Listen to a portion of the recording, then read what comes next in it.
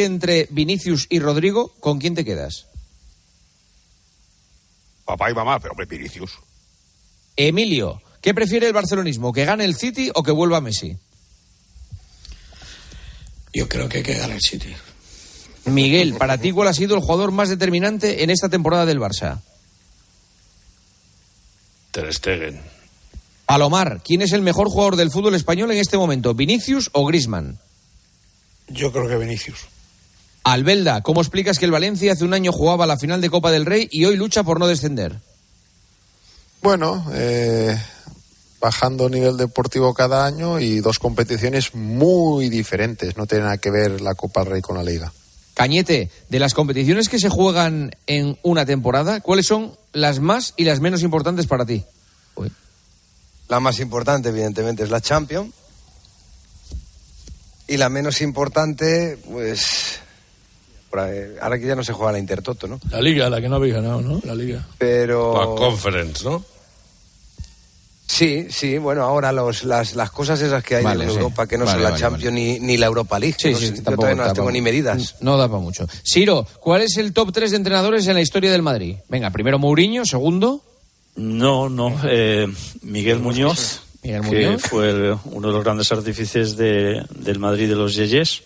Después seguramente estará Zidane, Ancelotti y Mourinho. Del Bosque. Colócalos ahí, como voy a poner cuatro en vez de tres. Del Bosque nada, ¿no? El Bosque de piernas.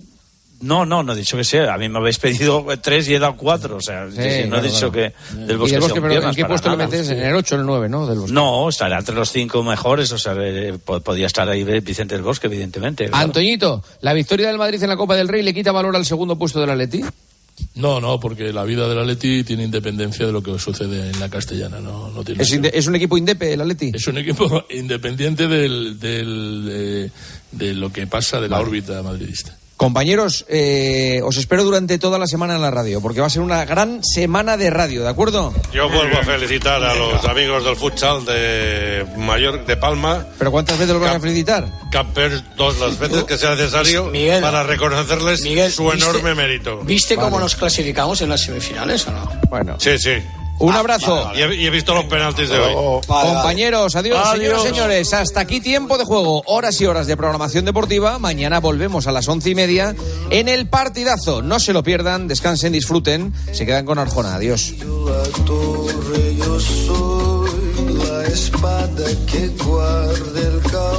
Juanma Castaño. Tiempo de juego. COPE. Estar informado.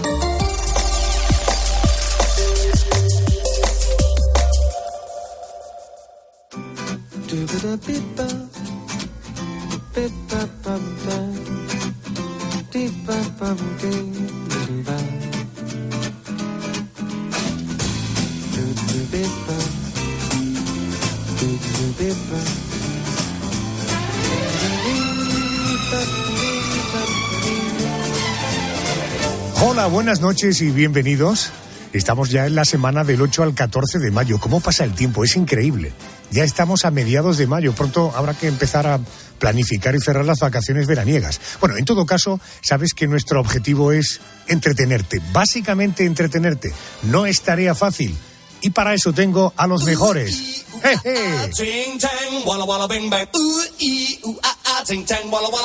El super equipo del programa, el Supermanitas, el realizador Javier Campos y los superhéroes. Yolanda Guirado es nuestra mensajera. Querida Yolanda, muy buenas noches. Buenas noches, Adolfo. Hola, pues Yolanda. traigo un mensaje para nuestros oyentes, porque muchas veces nos preguntan cómo pueden contactar con nosotros. Bueno, pues se lo vamos a contar. Pueden mandarnos un correo electrónico a lanochearjona@cope.es. También pueden enviarnos un mensaje a través de las redes sociales. En Twitter somos La Noche Arjona y en Facebook La Noche de Adolfo Arjona. Y si lo prefieren, pueden enviarnos una nota de voz al WhatsApp. El número de teléfono es el 650-564-504. Y mientras nuestros oyentes nos escriben o nos cuentan sus impresiones, yo sigo restando, Adolfo. Si no me fallan las cuentas, faltan 237 días para que termine el año. Venga, 237 opciones para ser feliz.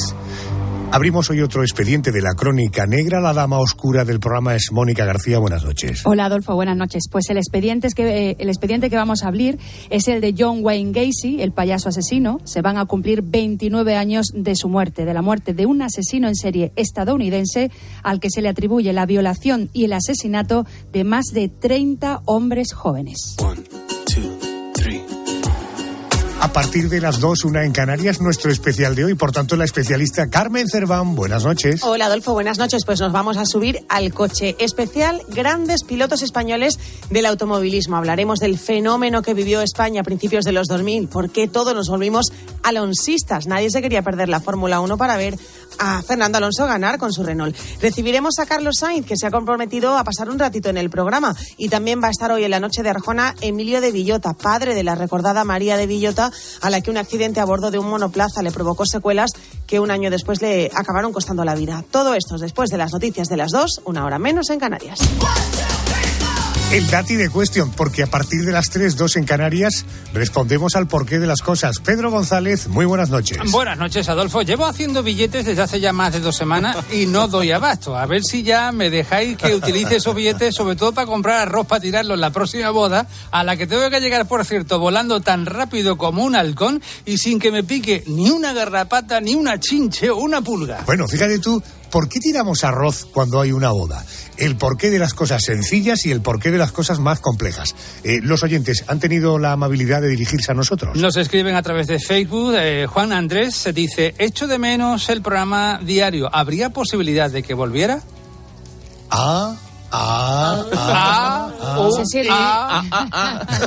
¡No!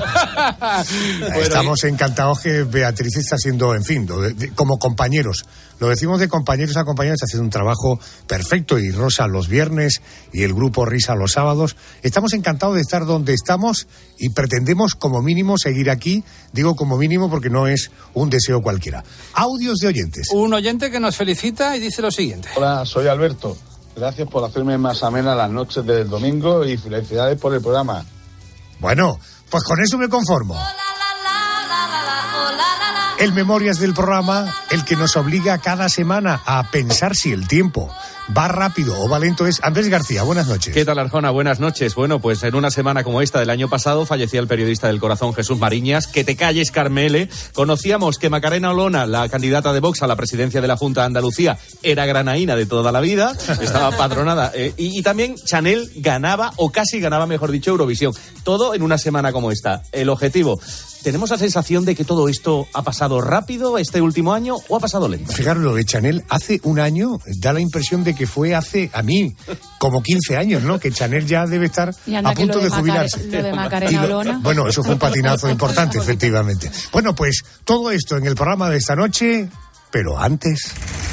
Esta es una semana que en la historia de la crónica negra se escribió un escalofriante suceso.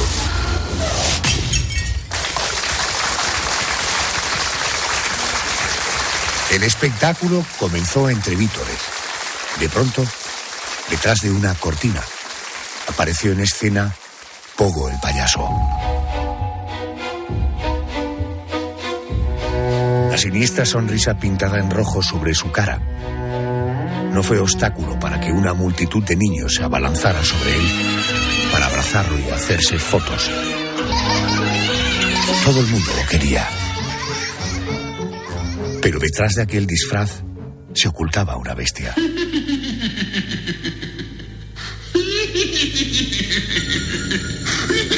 John Wayne Gacy.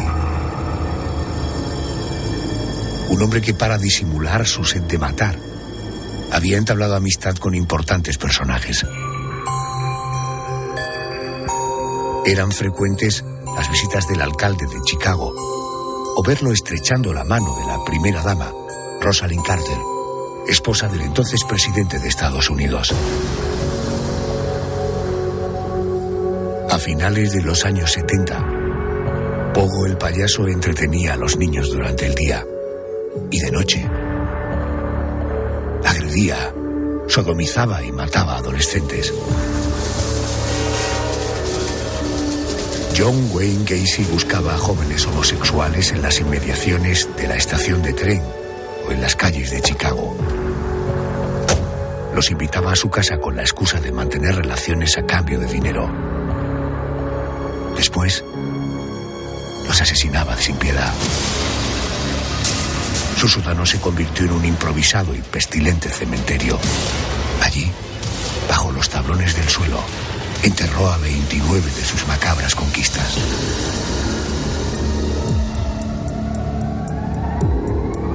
Detenido y juzgado en febrero de 1980, John Wayne Gacy Pogo el payaso fue condenado a morir por inyección letal en el corredor de la muerte en Illinois.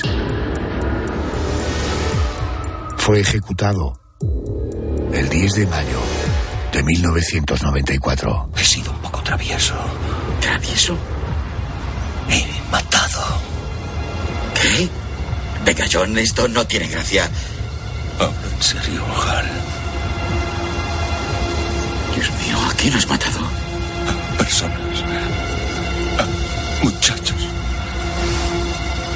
¿Muchachos? ¿A cuántos muchachos? No lo sé. A 25. A 30. Puede que más. Oh, Dios mío.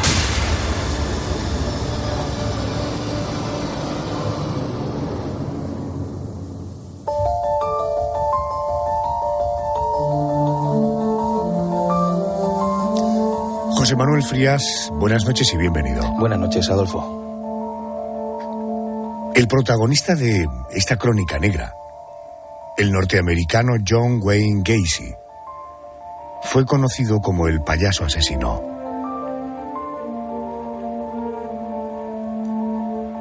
Parece que la infancia de John fue algo turbulenta. Se habla de problemas de salud, de accidentes, de malos tratos por parte de su padre. Una vida dramática que proyectó hacia la depravación y el crimen. Cuéntanos, ¿quién fue este personaje? John Wayne Gacy nació el 17 de marzo de 1942 en Chicago, en el estado de Illinois, en Estados Unidos. Su padre, John Stanley, maquinista de 41 años, era un hombre dominante, un hombre nieto de inmigrantes polacos, y ya siendo John un niño, él y su padre no tuvieron buenas relaciones. Parece que el padre lo despreciaba, siempre a favor de sus dos hermanas, y en esos problemas caseros su madre, Mary Elaine, de 33 años, apenas podía intermediar.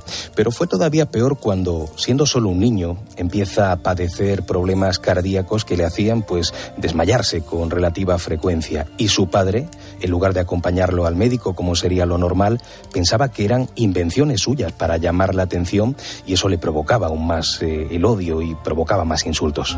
José, parece que Wayne Gacy, ya adolescente, no pudo soportar más la presión paterna y se marchó él solo, a vivir solo a Las Vegas. Sí, la convivencia llegó un momento en el que era imposible. Él había intentado de todas las maneras llevarse bien con su padre, conseguir que el hombre se sintiera orgulloso de él, pero lo único que recibía eran nuevas agresiones, tanto físicas como verbales. De hecho, lo llamaba estúpido, lo llamaba marica, y él, como ya tenía cierta corpulencia física, se defendía pegándole al padre. Y todo aquello provocó que ni siquiera pudiera estudiar y fue expulsado de varios colegios. Por eso mismo decidió abandonar la casa familiar y marcharse a Las Vegas hasta que las aguas se calmaran. Pero como no tenía estudios superiores, tuvo que aferrarse a cualquier empleo para sobrevivir. De hecho, su primer trabajo fue como guarda de una funeraria. ¿Y en qué momento empieza a percibirse en él un comportamiento atípico? Pues fíjate, hay quien asegura que ya trabajando en la funeraria se obsesionó con los cuerpos de las cámaras mortuorias, principalmente con los de los hombres, por su homosexualidad, que además estaba empezando a descubrir en aquel momento. Pero nunca se han podido confirmar esos rumores que apuntan a que practicó la necrofilia con algunos de esos cadáveres que él mismo guardaba. En todo caso, no le fue mal en esa etapa en solitario. Hizo nuevas amistades y destacó por ser un hombre simpático, aunque eso sí, solía usar la mentira para impresionar a las personas que lo rodeaban. En ese sentido, por ejemplo, después de pasar por el ejército, se inventó una trayectoria inexistente y me contaba que había estado combatiendo en Corea. Aún así, tuvo bastante éxito social y se convirtió en uno de los mejores empleados y vendedores de una empresa de ropa. En 1964, John Wayne Gacy se casa con Marlene Gers, hija de un exitoso empresario, dueño de un restaurante de la cadena KFC. Debido a sus problemas sexuales, apenas intimó con su esposa. La única vez que consumó una relación, engendró a su primera hija. En todo caso, aquel matrimonio le sirvió para ponerse al frente del restaurante de su suegro. Allí José Manuel, en esta franquicia de KFC, comenzó a tener problemas que ya sí se hicieron evidentes, ¿verdad? Sí, porque el trabajo en ese restaurante como gerente le obligaba a estar en contacto, incluso a controlar a los empleados que trabajaban allí. Y parece que sus deseos sexuales se desataron con algunos de esos trabajadores. El primer abuso lo cometió en su casa cuando su esposa estaba en el hospital dando a luz. John había invitado a uno de sus empleados, a Edward Lynch, a tomar algo en su casa. Una vez allí comenzó a insinuarse, provocando que el muchacho se sintiera incómodo. Al notar ese rechazo, John se abalanzó sobre él con un cuchillo en la mano, pero en el último momento se contuvo y pidió disculpas, diciendo que estaba algo estresado. Pero poco después, en un descuido, logró reducir a Edward y lo ató con una cuerda. De un golpe lo dejó inconsciente y durante los siguientes minutos abusó de él. Para evitar volver a verlo, lo despidió de manera inmediata. Supongo que sería denunciado por este abuso, ¿no? Fue denunciado y en ese momento salieron a la luz otros delitos, como por ejemplo un atraco a una empresa de maderas del municipio de Raymond. Al parecer, John Wayne Gacy había acudido de noche a esta fábrica, acompañado de uno de sus trabajadores en KFC. Su intención, en el fondo, no era hacerse ayudar, sino comprometer al chico para luego poder sobornarlo y abusar de él.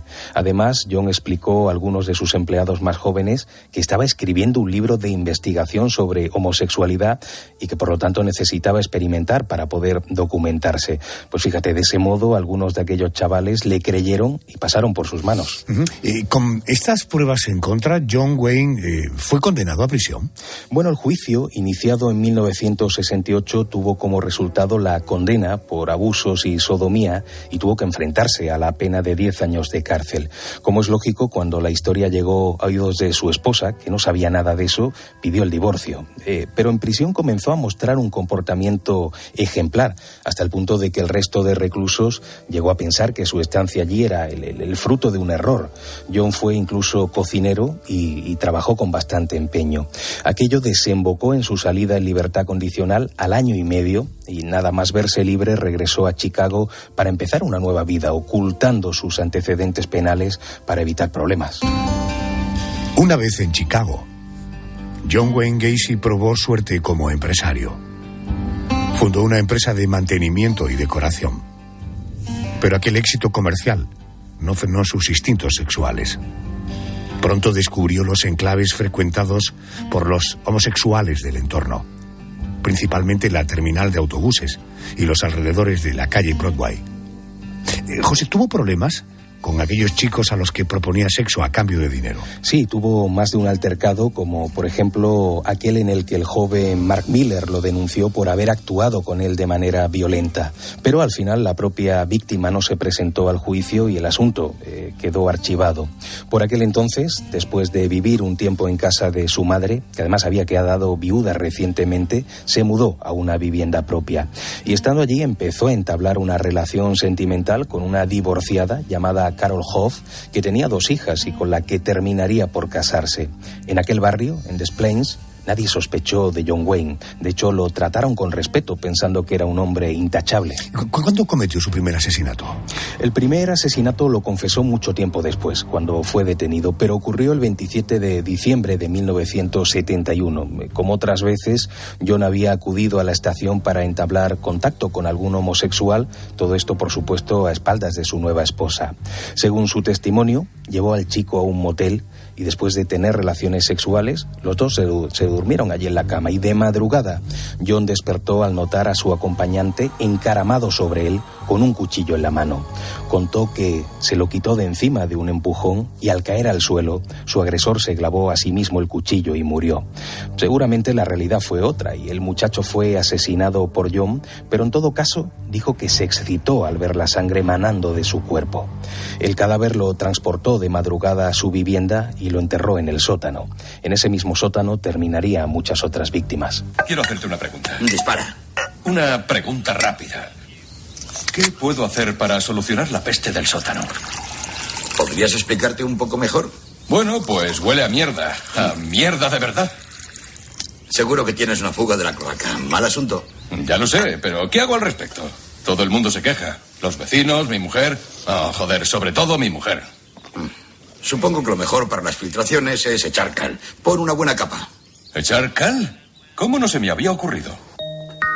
Para intentar integrarse en la sociedad que le rodeaba, John Wayne Gacy confeccionó el traje de Pogo el payaso que lo haría tan popular y con el que recaudó fondos para el Partido Demócrata, actuando en fiestas y visitando a niños en los hospitales.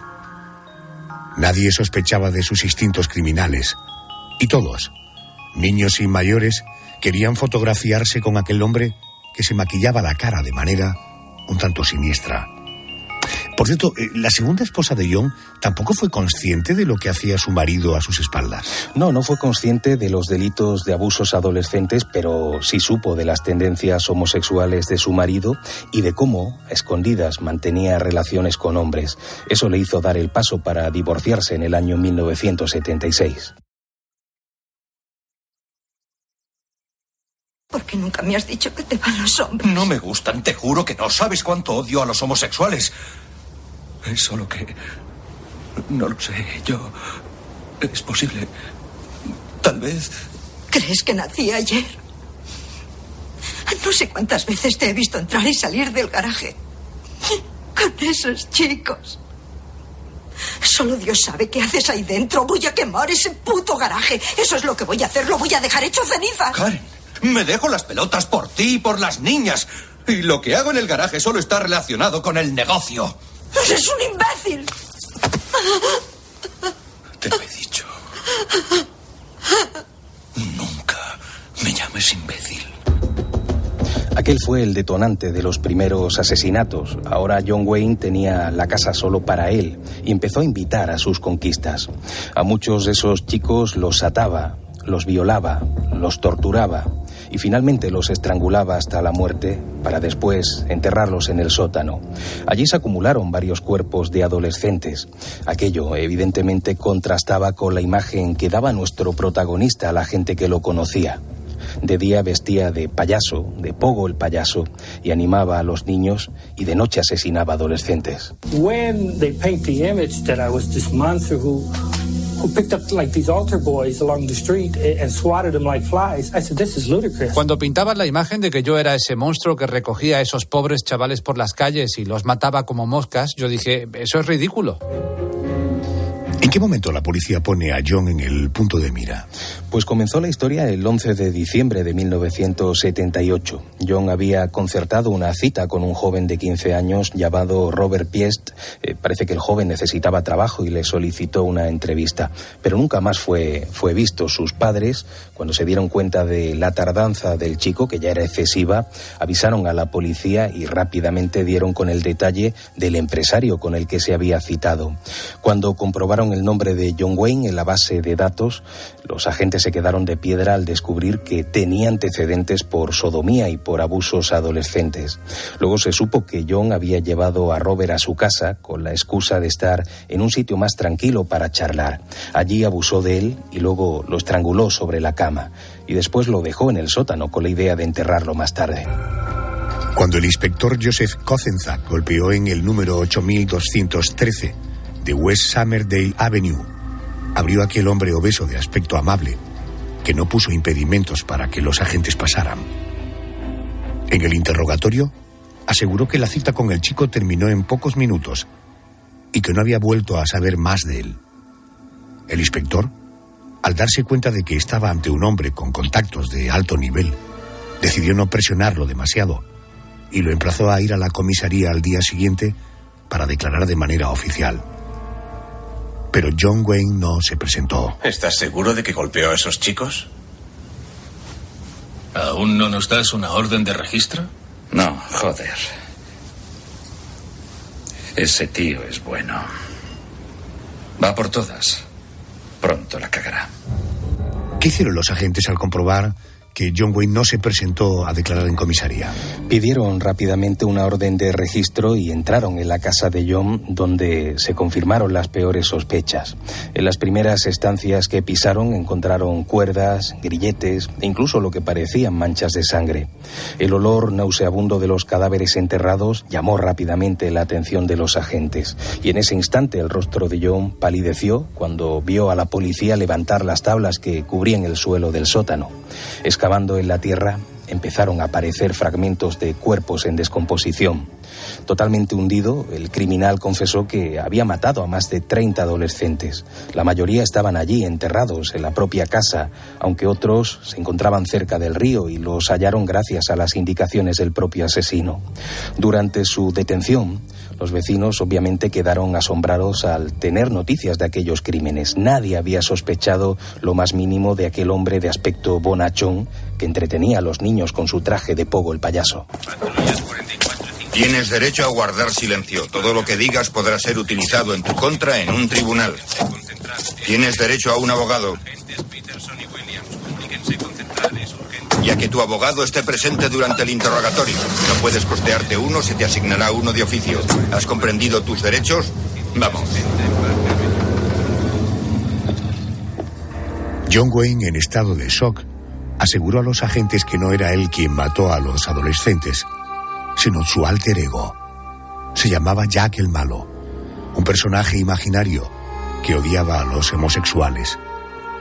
Por cierto, supongo que la labor de extraer, de sacar aquellos cuerpos putrefactos del sótano no sería tarea fácil, ¿no? No, fue muy complicada. El olor era insoportable, además de suponer un problema para la salud de los agentes el trabajar en un lugar tan cerrado, tan pequeño. A pesar de usar máscaras antigas y trajes herméticos, a veces esos trabajadores tenían que abandonar el sótano porque sentían mareos. Pero tras varios días desenterrando, todos pues se lavaban con desinfectantes. Bajo tierra encontraron no solamente los cuerpos, sino también ropa, documentos de identidad y otros objetos que pertenecían a las víctimas. Mientras que esto ocurría, las inmediaciones de la vivienda se llenaron de curiosos y de periodistas. Fue una conmoción nacional. Estados Unidos se estaba enfrentando, pues posiblemente a uno de los peores asesinos en serie de su historia reciente. El resultado final fue el descubrimiento de 29 cadáveres en el sótano y 3 más en el río. La casa, por respeto a las víctimas, fue demolida, aunque el solar se convirtió durante un tiempo en el punto de encuentro favorito de gente morbosa. El 10 de mayo de 1994, John Wayne Gacy fue ejecutado por medio de una inyección letal. Si la gente quiere saber la verdad de las cosas, si quieren dejarse convencer o dejarse lavar el cerebro, pues bien, adelante, y que me maten. Pero la venganza es mía, dice el Señor, porque has ejecutado a alguien que no cometió el crimen.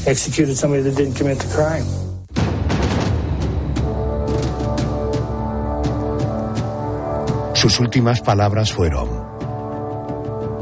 matarme no hará regresar a ninguna de las víctimas. El Estado me está asesinando. Ejecuten la justicia, no a los hombres. John fue sujetado a la camilla. Le introdujeron 2 agujas en uno de sus brazos. El líquido letal le hizo desvanecerse. El asesino se arqueó un par de veces. Gimió. Cerró los puños. Y murió. Todo te lo voy a dar por tu calidad y por tu alegría. Me ayudaste a remontar, a superarme día a día. Cuánto loco hay en el mundo, ¿verdad? Cada semana te señalamos a un verdugo. Ojalá que esto sirva para que las historias no se repitan. Vamos al boletín de las 2, la 1 en Canarias, que nos vamos a montar en un bólido, en un Fórmula 1, vamos a ir de rallies. Noticias y luego volvemos. Es mucho más de lo que nunca te he pedido. Todo lo que me das es mucho más